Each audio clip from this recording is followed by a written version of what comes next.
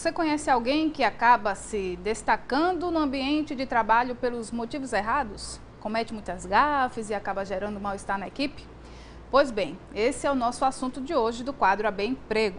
Aqui no estúdio a gente recebe mais uma vez o Egman Bezerra, que é Master Coach e consultor organizacional. Muito boa tarde, seja bem-vindo. Conte pra gente o que é que a gente deve observar aí na etiqueta profissional. Boa tarde, Renata. Na realidade, as gafes, elas prejudicam porque a pessoa comete vacilos e mancadas que acabam realmente deixando ele numa saia justa, né? E também prejudicando todo um clima organizacional para que possa ter um desenvolvimento sadio. A aparência, ela é realmente necessária? A gente tem que ter muito cuidado a forma com que se apresenta no ambiente de trabalho. Com certeza. Por quê? Porque a aparência, ela justamente é uma carta de apresentação de sua desenvoltura. E muitas vezes as pessoas elas exageram com relação à arrumação.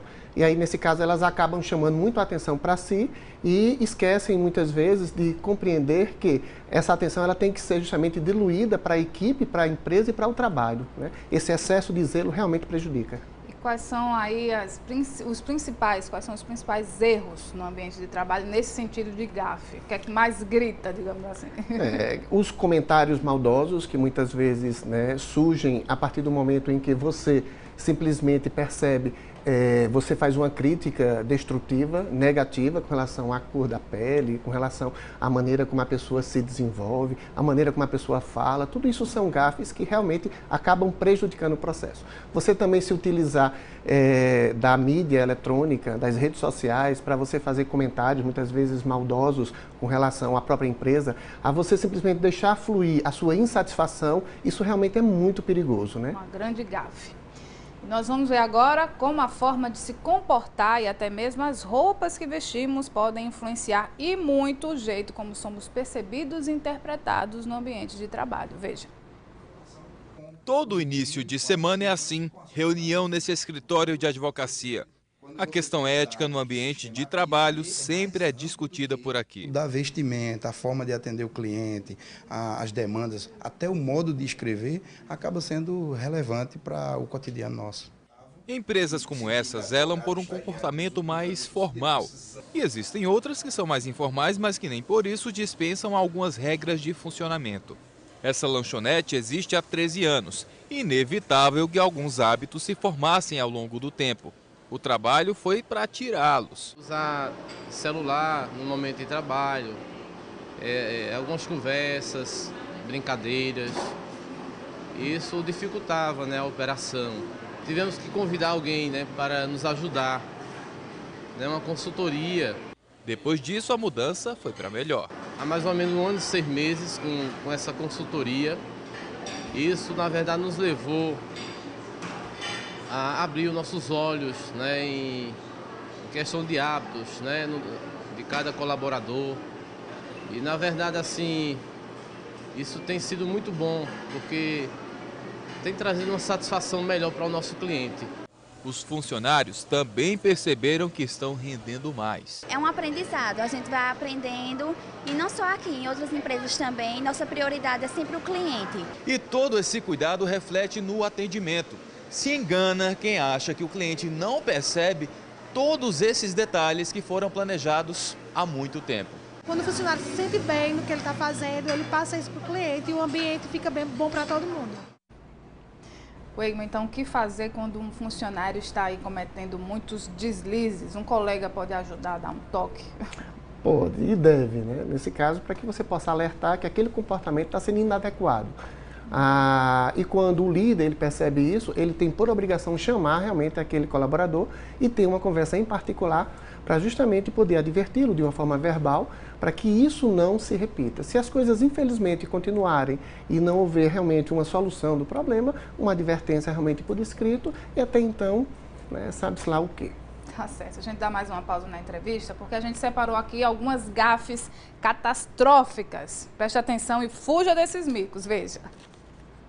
Entrar na sala sem bater nem pedir licença. Atender ao celular quando se está cercado de colegas. Rir muito alto no local de trabalho.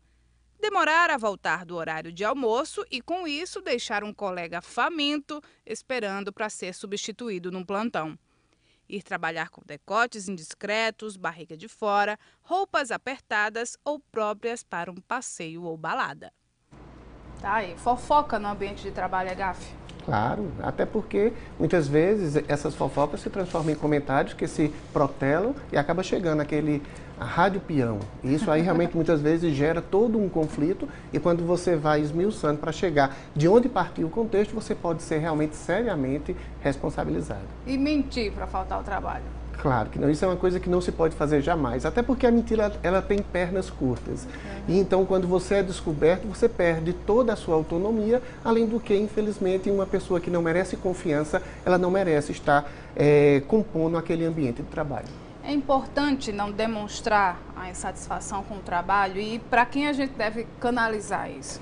Se eu estou insatisfeito com algo que não está me agradando, o forte que eu devo fazer é procurar a pessoa responsável e a ela, então, eu realmente expor as minhas dificuldades, o que é que poderia ser melhorado naquele ponto. Nunca eu simplesmente guardar aquilo e simplesmente soltar nas mídias, para os colegas, em comentários, em mesas de bar. Isso nunca, porque isso realmente fere de forma muito grave a ética profissional. A gente agradece muito a sua participação aqui na ABTV. Uma boa tarde. Mais uma vez, eu que agradeço o convite. Tchau. Até a próxima. Muitas pessoas se sentem pressionadas no ambiente de trabalho. Elas são expostas a situações humilhantes e constrangedoras de forma repetitiva. Isso é o assédio moral. Essas situações provocam estresse, baixo rendimento, terminando com o pedido de demissão. Magno Endel, a gente vai conversar com ele agora.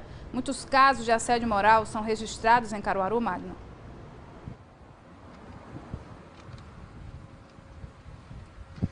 Renata, antes de falar sobre isso, eu vou pegar uma deixa no assunto que vocês estavam falando aí, que é a gafe, né? Há pouco eu cometi uma dizendo que o número do Corpo de Bombeiros era o 90, não é o número da polícia, como você bem falou, da PM, e o 193, que é o Corpo de Bombeiros. Lembrando que isso foi intencional, claro, no primeiro bloco, para chamar o assunto que você falaria depois, né? Brincadeira, foi um deslize mesmo, mas foi consertado aqui no ar. Bom, agora vamos sim falar sobre esse assunto, que é o que você falou comigo. Quem está aqui ao meu lado é um advogado, aqui uma Galindo, porque Renata começou me perguntando se há muitos registros. Infelizmente, as pessoas ainda têm muito medo de denunciar, né, o assédio moral. Primeiro explica o que é esse assédio moral, o que é que conceitua isso? Quando é assédio moral? Boa tarde. Boa tarde. O assédio moral é uma prática normalmente causada com o intuito de denegrir a imagem do trabalhador ou forçá-lo a pedir demissão. Normalmente é causada pelo superior hierárquico, mas também pode ser entre os colegas de trabalho. Com xingamentos, com piadas que podem humilhar o trabalhador, com isolamentos causados por um superior hierárquico, rigor excessivo, todas com intuito intencional para provocar esse constrangimento no ambiente de trabalho. Isso também ocorre repetidas vezes, não é só uma vez isolada, é quando acontece várias vezes e esse trabalhador já percebe que isso vem acontecendo sempre. Exatamente, né? O assédio moral, diferente do dano moral, ele é uma prática repetitiva, sistemática, contínua. Então, quando existem essas práticas contínuas, com o intuito de denegrir, de humilhar e de causar um isolamento, um constrangimento e até forçar um pedido de demissão do próprio empregado, aí causa o assédio moral. Como é que o trabalhador pode fazer para se livrar desse problema? É uma situação um pouco complicada, porque muitas vezes acontece entre o superior hierárquico e o empregado, e aí ele não tem como demonstrar e comprovar o assédio moral. Mas ele deve se munir de provas, como e-mails, com colegas que visualizaram esse ato, e denunciar ao sindicato, denunciar ao Ministério do Trabalho, ou até mesmo informar o seu empregador, porque muitas vezes o empregador não tem conhecimento desse ato e pode punir um superior ou os colegas que estão praticando. E o Ministério do Trabalho e os sindicatos têm que estar sensíveis a isso, né? Então, se a pessoa for lá, eles estão preparados para atender esse trabalhador que está sofrendo com esse problema. Com certeza, o trabalhador tem à sua disposição o sindicato da categoria, o Ministério do Trabalho e também o Ministério Público do Trabalho, que visa inibir e prevenir que haja esse tipo de risco no ambiente de trabalho. Tá certo, a gente agradece demais. Daqui a pouco a gente volta a conversar com o Kilma Galindo, e aí uma das formas de denunciar é indo, portanto, ao Ministério do Trabalho, nesse endereço e por esse telefone que está aparecendo na tela agora. Renata. Tá certo, Magno. Muito obrigada.